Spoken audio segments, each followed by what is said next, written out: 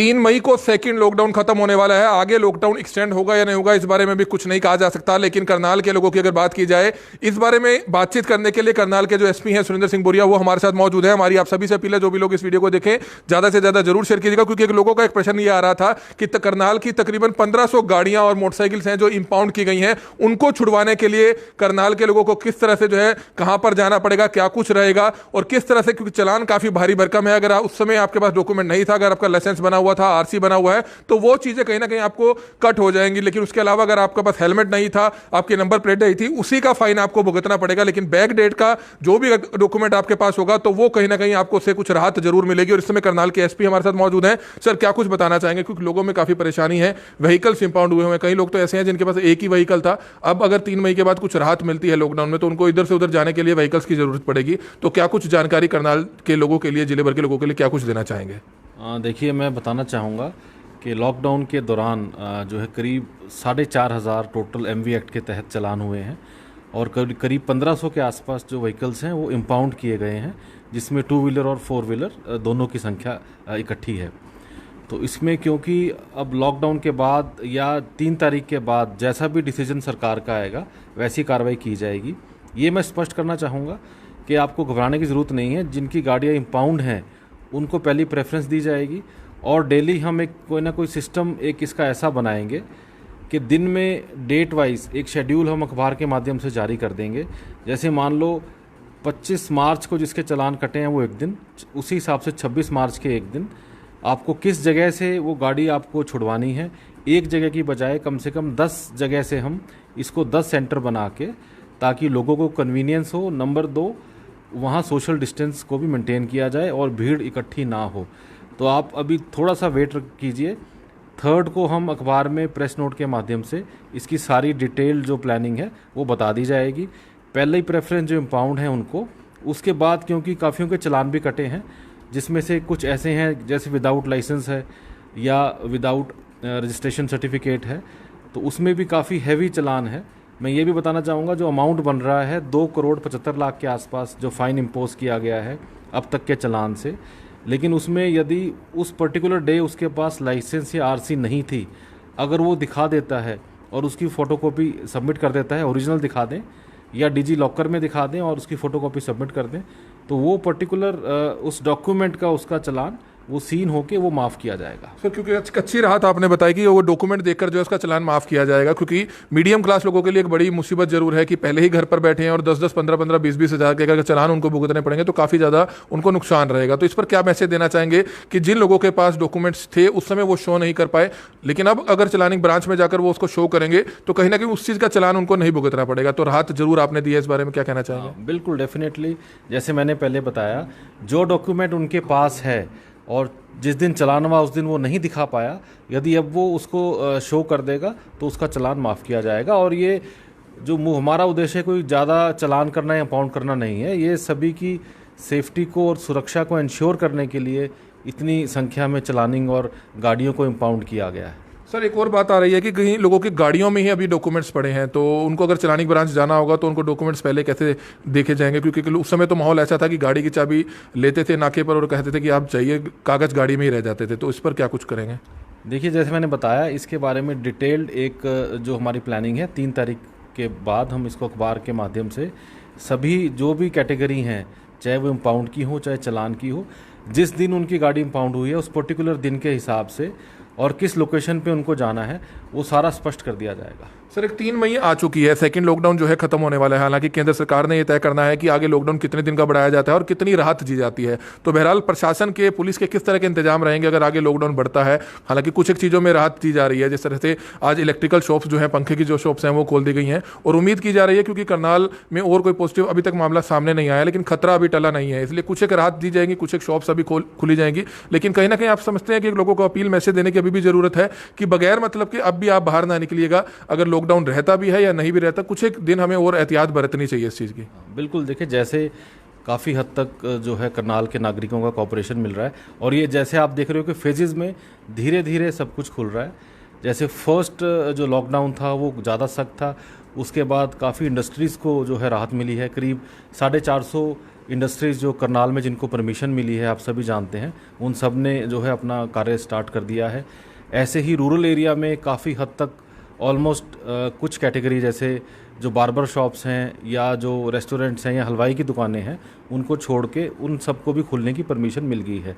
ऐसे ही procurement centre जो चल रहे हैं, 171 जगह प्रोक्योरमेंट का काम चल रहा है, इस कारण से मूवमेंट भी बढ़ी है और हो सकता है कि आने वाले टाइम में और ज़्यादा रियायत मिले। लेकिन जैसे मैंने पहले बार बार कह रहा हूँ कि ये केवल रियायत है, किसी प्रकार की छूट नहीं है।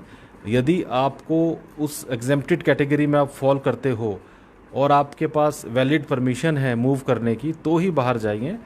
और अभी कोई खतरा टला नहीं है, जैसे भी सरकार का डिसीजन होगा मैं उम्मीद रखता हूं कि जैसे पहले सबने कोऑपरेट किया है और जो है उसको रिस्पेक्ट किया है, वैसे आने वाले टाइम में जो भी डिसीजन होगा वैसे ही उसको रिस्पेक्ट करेंगे।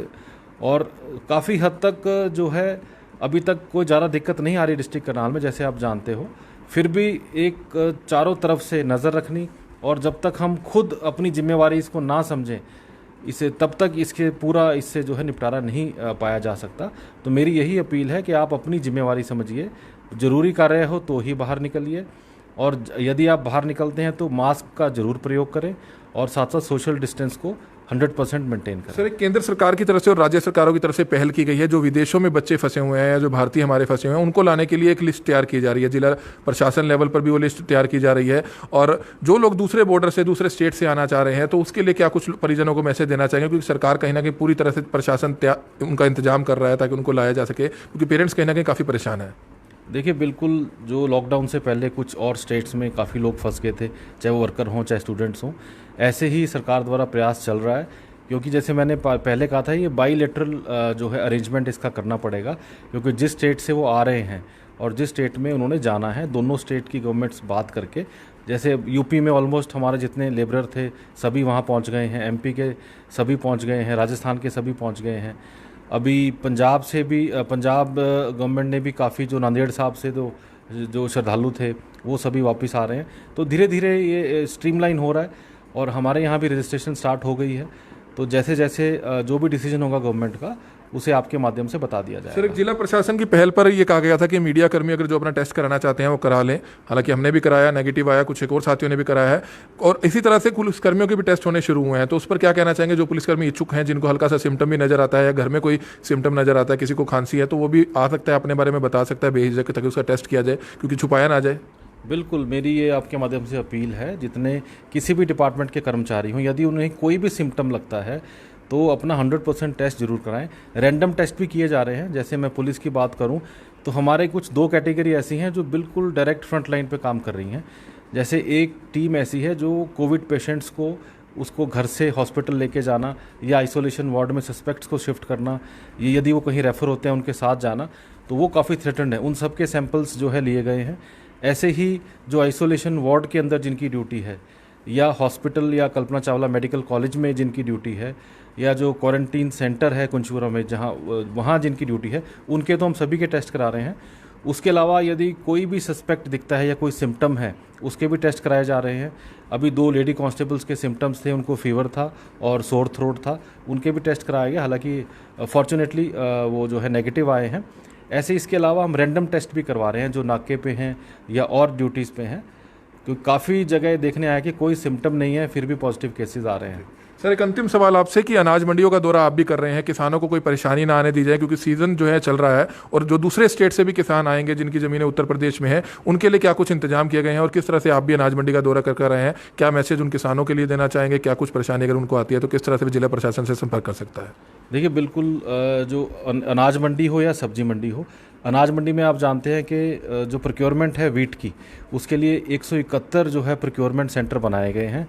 और अदरवाइज़ रूटीन में जो पहले जब कंडीशन नॉर्मल थी तो केवल 14 सेंटर थे प्रोक्योरमेंट के, अब उसको 171 इसीलिए बनाया गया है ताकि वहाँ एक तो भीड़ ना हो और दूसरा सोशल डिस्टेंस को मेंटेन किया जा सके और उस छोटे एरिया की सैनिटाइजेशन जो है ढंग से हो सके। और आप जानते हो करीब 80% के आसपास जो प्रोक्योरमेंट का काम सुचारू रूप से ठीक हो गया है।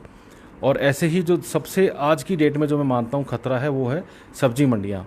जैसे झज्जर में आपने देखा कि एक ही दिन में 9 पॉजिटिव केसेस, केवल जो वेजिटेबल वेंडर्स थे वो पॉजिटिव आए हैं। उसके लिए सब्जी मंडी में मेरी जो है, एक तो हमने एक डिटेल्ड प्लानिंग कर रखी है, वहाँ ड्यूटीज़ भी लगाई हैं। एक HCS रैंक के अधिकारी जो है वो नोडल अफसर लगा रखे हैं, वो सुबह 4 बजे से लेके या सुबह 3 बजे से लेके वहाँ ड्यूटी भी लगाई जाती है। लेकिन जब तक हम खुद नहीं समझेंगे अपनी जिम्मेवारी और जब सोशल डिस्टेंस नहीं मेंटेन करेंगे, तब तक चाहे कितनी ड्यूटी लगा दो, ये पूरी जो है इससे सुरक्षा नहीं हो सकती। और साथ साथ ये भी सिस्टम कर रखा है, केवल जो होलसेल जो बायर हैं उनको ही अलाउ कर रखा है। आगे होम डिलीवरी का जो है सिस्टम सुचारू रूप से चल रहा है। तो यदि आपको कोई वेजिटेबल चाहिए तो कृपया करके सब्जी मंडी जितना हो सके अवॉइड करें और आप होम डिलीवरी से ही वेजिटेबल्स को घर पे मंगाएं। ठीक है, शुक्रिया। तो ये आपने देखा करनाल के एसपी सुरेंद्र सिंह बोरिया काफी महत्वपूर्ण जानकारियां देते हुए नजर आ रहे थे। एक महत्व हमारा जो क्वेश्चन था आज वो ये था कि काफी लोगों को ये चिंता सता रही थी कि काफी लोगों के जो है भारी भरकम चालान कटे हैं। तकरीबन 1500 गाड़ियां और टू व्हीलर्स जो है इंपाउंड है, उनके चालान कटे हुए हैं। अगर किसी के पास उसके डॉक्यूमेंट्स हैं तो वो दिखाकर उसका वो जो चालान है वो कम हो सकता है। अपनी तरफ से राहत जो है जिला पुलिस अपनी तरफ से पूरी कोशिश करेगी कि लोगों को कम से कम जुर्माना लगाया जाए। लेकिन कहीं ना कहीं अगर उस समय हेलमेट आपके पास नहीं था, रजिस्ट्रेशन नहीं थी, कोई डॉक्यूमेंट अगर आपने अभी तक नहीं बनाया तो उसका फाइन आपको जरूर देना पड़ेगा। लेकिन आप सभी डॉक्यूमेंट्स अगर आपके पास पड़े हैं उसको आप अरेंज कर लीजिए, उसको मंगा लीजिए, ताकि कहीं ना कहीं कम से कम जो चालान है आपको भुगतना हो। और जल्द से जल्द जो है अखबार के माध्यम से, करनाल ब्रेकिंग न्यूज के माध्यम से लिस्ट जारी कर दी जाएगी और जिस तरीके से 3 तारीख के बाद वो प्रोसेस रहेगा उसको शुरू कर दिया जाएगा। और हमारी आप सभी से अपील है, कुछ दिन लॉकडाउन इसी तरह से रहेगा। आप ज्यादा से ज्यादा अपने घरों में रहिए, सेफ रहिए, सुरक्षित रहिए और इस वीडियो को ज्यादा से ज्यादा शेयर जरूर करें। कमल मिड्डा, करनाल ब्रेकिंग न्यूज, करनाल।